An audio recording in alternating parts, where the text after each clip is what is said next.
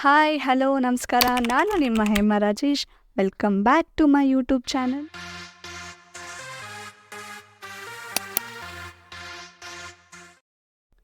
ರೀಸೆಂಟಾಗಿ ನರೇಂದ್ರ ಮೋದಿಯವರು ಕನ್ಯಾಕುಮಾರಿಗೆ 45 hours of meditation ಮಾಡೋಕ್ಕೆ ಹೋಗಿದ್ರು. ಅವ್ರು ಯಾಕೆ ಅಲ್ಲಿಗೆ ಹೋಗಿ ಮೆಡಿಟೇಷನ್ ಮಾಡಬೇಕು ಅಂತ ಅಂದ್ಕೊಂಡ್ರು, ಆ ಜಾಗದ ವಿಶೇಷತೆ ಏನು, ಮೋಸ್ಟ್ ಇಂಪಾರ್ಟೆಂಟ್ಲಿ ಚುನಾವಣಾ ಫಲಿತಾಂಶದ ಟೈಮಲ್ಲೇ ಅವರಲ್ಲಿ ಹೋಗಿದ್ರು. ಈ ಎಲ್ಲ ವಿಷಯಗಳನ್ನು ನಾನು ಈ ವಿಡಿಯೋದಲ್ಲಿ ನಿಮಗೆ ತಿಳಿಸ್ಕೊಡ್ತೀನಿ. ಅದಕ್ಕೂ ಮುಂಚೆ ಯಾರೆಲ್ಲ ನನ್ನ ಚಾನಲ್ಗೆ ಇನ್ನೂ ಸಬ್ಸ್ಕ್ರೈಬ್ ಮಾಡ್ಕೊಂಡಿಲ್ವೋ ಅವರೆಲ್ಲ ಸಬ್ಸ್ಕ್ರೈಬ್ ಮಾಡ್ಕೊಳ್ಳಿ. ಈ ವಿಡಿಯೋನ ಸ್ಕಿಪ್ ಮಾಡದೆ ಕೊನೆವರೆಗೂ ನೋಡಿ. ಪ್ರಧಾನಮಂತ್ರಿ ನರೇಂದ್ರ ಮೋದಿಯವರು ಸ್ವಾಮಿ ವಿವೇಕಾನಂದರನ್ನು ತಮ್ಮ ರೋಲ್ ಮಾಡೆಲ್ ಆಗಿ ಪರಿಗಣಿಸ್ತಾರೆ. ಅದೇ ಅಲ್ಲದೆ ಸ್ವಾಮಿ ವಿವೇಕಾನಂದರು ಸ್ಥಾಪಿಸಿದ ಆಧ್ಯಾತ್ಮಿಕ ಮತ್ತು ಲೋಕೋಪಕಾರಿ ಸಂಸ್ಥೆಯಾದ ರಾಮಕೃಷ್ಣ ಮಿಷನ್ನ ಸದಸ್ಯರೂ ಆಗಿದ್ದರು. ಯಾಕೆ ಕನ್ಯಾಕುಮಾರಿಗೆ ಹೋಗಿ ಮೆಡಿಟೇಷನ್ ಮಾಡಿದ್ರು ಅಂತ ಅಂದರೆ, 1892ರಲ್ಲಿ ಆಧ್ಯಾತ್ಮಿಕ ನಾಯಕರಾದ ಸ್ವಾಮಿ ವಿವೇಕಾನಂದರು ಕನ್ಯಾಕುಮಾರಿಯ ಒಂದು ದ್ವೀಪಕ್ಕೆ ಹೋಗಿ ಅಲ್ಲಿ 3 ದಿನಗಳ ಕಾಲ ಧ್ಯಾನ ಮಾಡಿ ಜ್ಞಾನೋದಯವನ್ನು ಪಡೆದಿರ್ತಾರೆ. ವಿವೇಕಾನಂದ ರಾಕ್ ಮೆಮೋರಿಯಲ್ ಎಂದು ಕರೆಯಲ್ಪಡುವ ಅದೇ ಬಂಡೆಯನ್ನು ಪ್ರಧಾನಮಂತ್ರಿ ನರೇಂದ್ರ ಮೋದಿಯವರು ಆಯ್ಕೆ ಮಾಡಿಕೊಂಡಿರ್ತಾರೆ. ಯಾಕೆ ಅವರು ಚುನಾವಣಾ ಫಲಿತಾಂಶದ ಟೈಮಲ್ಲೇ ಅವರು ಧ್ಯಾನಕ್ಕೆ ಹೋದರು ಅಂತ ಅಂದರೆ, BJPಯ ಲೋಕಸಭಾ ಚುನಾವಣಾ ಪ್ರಚಾರದ ಅಂತ್ಯವನ್ನು ಗುರುತಿಸೋಕೆ ಮೇ 30ರಿಂದ ಜೂನ್ 1ರವರೆಗೆ ಅವರು ಧ್ಯಾನವನ್ನು ಮಾಡ್ತಾರೆ.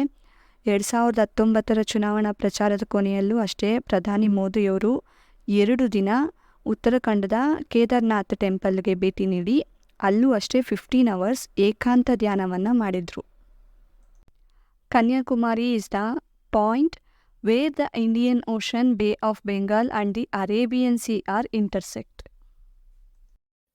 ಕೃಪನಿಧಿ ಸರ್ವ ಸಂಕಲ್ಪ ಸಿದ್ಧಿ ಪ್ರದಾಯಕಾಯ ಅಗಣಿತ ಗುಣಶೀಲ ತತ್ವ ಪ್ರದರ್ಶಕಾಯ ಮಧ್ವಮತ ಸಿದ್ಧಾಂತ ಪ್ರವರ್ಧನಾಯ ಪರಮ ಗುರು ಶ್ರೀ ಗುರು ರಾಘವೇಂದ್ರಾಯ ನಮಃ.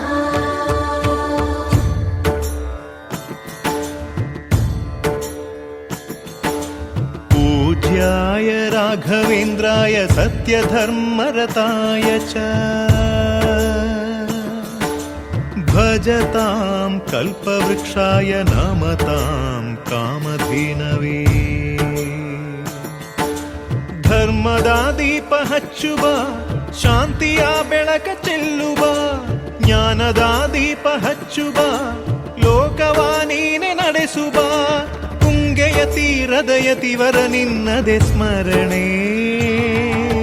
ಶರಣು ಶರಣು ಶರಣು ಗುರು ರಾಘವೇಂದ್ರ ಶರಣು, ಶರಣು ಶರಣು ಶರಣು ಗುರು ಸಾರ್ವಭೌಮ ಶರಣು. ಈ ವಿಡಿಯೋ ನಿಮ್ಗೆ ಇಷ್ಟ ಆಗಿದ್ರೆ ಲೈಕ್ ಮಾಡಿ, ಶೇರ್ ಮಾಡಿ, ಸಬ್ಸ್ಕ್ರೈಬ್ ಮಾಡ್ಕೊಳ್ಳಿ. Thank you. Bye bye.